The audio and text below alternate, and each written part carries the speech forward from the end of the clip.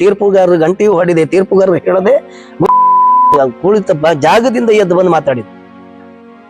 ಅಲ್ಲಿಂದ ಗಲಾಟೆ ಜೋರಾಯ್ತು. ಅದು ಅರ್ಧಕ್ಕೆ ನಿಂತು ಹೋಯ್ತು ಜೋಡಾಟ. ಅದು ನನ್ನ ಮೇಲೆ ಅಪವಾದ, ಒಳ್ಳೆಯ ಕಾರಣ ಅಂತ.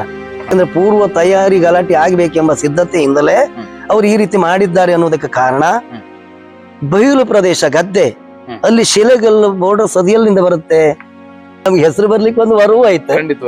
ಜೋಡಾಟದಲ್ಲಿ ಒಳಳಿ ಹೀಗೆ ಅನ್ನೋದೊಂದು ಶಾಪು ಆಯ್ತು. ಪ್ರಿಯ ವೀಕ್ಷಕರೇ, ಈ ವಿಡಿಯೋವನ್ನು ನೋಡಿ ಹಾಗೆ ಸುಮ್ಮನಾಗಬೇಡಿ. ಕಲಾಜೀವಿ ಯೂಟ್ಯೂಬ್ ಚಾನಲ್ ಅನ್ನ ಶೇರ್ ಮಾಡಿ ಮತ್ತು ಸಬ್ಸ್ಕ್ರೈಬ್ ಮಾಡಿ. ನಮ್ಮ ಚಾನೆಲ್ ಅನ್ನು ಸಬ್ಸ್ಕ್ರೈಬ್ ಮಾಡಿ ಪ್ಲೀಸ್. ಒಂದ್ ವರ್ಷ ಆಯ್ತು ಜೋಡಾಟದ ಪ್ರವೀಣ್ ಗಾಣಿಗರ ಕಡೆಗೆ ಕೊಳಲಿಗಾಗಿ ನಾವು ತಂದಿದ್ದೇವೆ ಅಂತ ಮಂದರ್ತಿ ಮೇಳ, ದೊಡ್ಡ ಮೇಳ ಮಂದರ್ತಿ ಮೇಳದ್ದು ನಮ್ದು ಜೋಡಾಟ ಆಯ್ತು ಜನ್ನಡಿಯಲ್ಲಿ. ಆಯ್ತು ಅದು ಅರ್ಧಕ್ಕೆ ನಿಂತು ಹೋಯ್ತು ಬಿಡಿ ಗಲಾಟೆ ಎಲ್ಲ ಆಗಿ. ಮೈರವಣ ಕಾಳಗ ಫಸ್ಟ್, ಕೊನೆಗೆ ಅವಕಾಶ ಕಾಳಗಿವೆ. ಆಚೆಗೆ ಕೆಮ್ಮಣ್ಣ ಮಂದರ್ತಿ ಬಂದದ್ದು ಆ ವರ್ಷ. ನಾನು ಮಾನಕಟ್ಟೆಲ್ಲ ಇದ್ದೆ. ಈಚೆಗೆ ನಮ್ ಜೋಡಿಗೆ ಯಾರೋ ಉಪ್ಪುಂದ ಕೃಷ್ಣನ ಯಾರು ಇದ್ರಪ್ಪ. ಆಚೆಗೆ ಪ್ರವೀಣ್ ಗಾಣಿಗೆ ಶ್ರೀಧರ್ನೇನೋ ಬಹುಶಃ, ಯಾರಂತ ಸರಿ ಗೊತ್ತಿಲ್ಲ. ಅದು ಅರ್ಧಕ್ಕೆ ನಿಂತು ಹೋಯ್ತು ಜೋಡಾಟ. ಅದು ನನ್ನ ಮೇಲೆ ಅಪವಾದ, ಒಳ್ಳೆಯ ಕಾರಣ ಅಂತ. ಪ್ರಥಮದಲ್ಲಿ ಮೈರವಣ ಕಾಳಗದಿಂದ ಗಲಾಟೆ ಶುರುವಾಗಿದೆ, ಆಯ್ತಾ.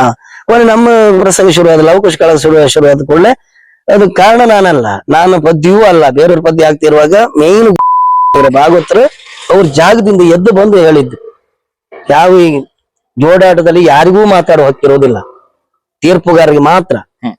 ಅವ್ರು ಬೆಲ್ ಹೊಡಿತಾರೆ ನೋಡಿ, ಅವ್ರಿಗೆ ಮಾತ್ರ ಮಾತಾಡುವ ಹಕ್ಕು. ಅವ್ರು ಒಂದು ಬೆಲ್ ಹೊಡೆದ್ರೆ ನಾವು ಮತ್ತೊಂದು ಫೈಟ್ ಕೊಡ್ಬಹುದು. 2 ಬೆಲ್ ಹೊಡೆದ್ರೆ ನಿಲ್ಸ್ಬೇಕು ಆ ಫೈಟ್ ಅನ್ನ. ಮತ್ತು ಒಂದೇ ಹೊಡೆದ್ರೆ ಮತ್ತೊಂದು ಫೈಟ್ ಕೊಡ್ಬೋದು. 2 ಬೆಲ್ ಹೊಡೆದ್ರೆ ಮತ್ತೆ ಫೈಟ್ ಕೊಡ್ಲಿಕ್ಕಿಲ್ಲ. 3 ಬೆಲ್ ಹೊಡಿತಾರೆ ಅಂತ ಆದ್ರೆ ಆಟ ನಿಲ್ಲಿಸ್ಬೇಕು ಕ್ರಮದಲ್ಲಿ. ಆಮೇಲೆ ಆಟ ನಿಲ್ಲಿಸಿದ ಮೇಲೆ ಯಾರು ಮಾತಾಡುವರು ಇದ್ರೆ ಮಾತಾಡ್ಬೇಕೇ, ಬಿಟ್ರೆ ಮಾತಾಡುದು ಯಾವ್ದು ತೀರ್ಪುಗಾರರು ಹೇಳಿದಾಗ ಮಾತಾಡ್ಬೇಕು. ಒಂದು ಬಿಟ್ಟು ತೀರ್ಪುಗಾರರು ಗಂಟೆಯು ಹೊಡಿದೆ, ತೀರ್ಪುಗಾರರು ಹೇಳದೆ ಕುಳಿತ ಜಾಗದಿಂದ ಎದ್ದು ಬಂದು ಮಾತಾಡಿದ್ರು. ಅಲ್ಲಿಂದ ಗಲಾಟೆ ಜೋರಾಯ್ತು, ಆಟ ನಿಂತೋಯ್ತು. ಕಾರಣ ನಾನು, ನನ್ನ ಮೇಲೆ ಅಪವಾದ. ಅದು ಯಾಕೆ ಹೇಳಿದ್ರು ನನಗೆ ಗೊತ್ತಿಲ್ಲ. ತೀರ್ಪುಗಾರರಿಗೆ ಹಕ್ಕಿರುವುದೇ ಬಿಟ್ರೆ ಬೇರೆ ಕಲಾವಿದರಿಗೋ ಬಂದವರಿಗೋ ಯಾರಿಗೂ ಅಲ್ಲ ಹಕ್ಕಿರುವುದಿಲ್ಲ. ಏನಿದ್ರು ತೀರ್ಪುಗಾರರ ನಿರ್ಣಯ, ಅದು ಒಂದು. ಮತ್ತೆ ಜೋಡಾಟದಲ್ಲಿ ಯಾವ ರೀತಿ ಗಲಾಟೆ ಆಗ್ತದೆ ಅಂತ ಆದ್ರೆ, ಅದು ಆಟ ಮಾಡಿಸಿದವರು ಇದ್ರ ಬಗ್ಗೋ ಅಥವಾ ಮೇಳಗಳ ಬಗ್ಗೋ ಇಲ್ಲ ರಾಜಕೀಯದ ಬಗ್ಗೋ, ಇದು ಯಾವುದು ಅಂತ ತುಲನೆ ಮಾಡ್ಲಿಕ್ಕೆ ಕಷ್ಟ ಆಗ್ತದೆ. ಯಾಕೆಂದ್ರೆ ಪೂರ್ವ ತಯಾರಿ ಗಲಾಟೆ ಆಗ್ಬೇಕೆಂಬ ಸಿದ್ಧತೆಯಿಂದಲೇ ಅವ್ರು ಈ ರೀತಿ ಮಾಡಿದ್ದಾರೆ ಅನ್ನೋದಕ್ಕೆ ಕಾರಣ, ಬಯಲು ಪ್ರದೇಶ ಗದ್ದೆ, ಅಲ್ಲಿ ಶಿಲೆಗಲ್ಲು ಬೋರ್ಡರ್ ಸದಿಯಲ್ಲಿಂದ ಬರುತ್ತೆ. ಆ ಕಲ್ಲಿನೆಲ್ಲ ಹೊಡಿತಾರೆ ಅಂತ ಆದ್ರೆ ಅವ್ರಿಗೆ ಯಾವ್ದಾದ್ರು ಪೂರ್ವ ದ್ವೇಷ ಇದೆ ಅಂತಲೇ ಅರ್ಥ ಅಲ್ವಾ?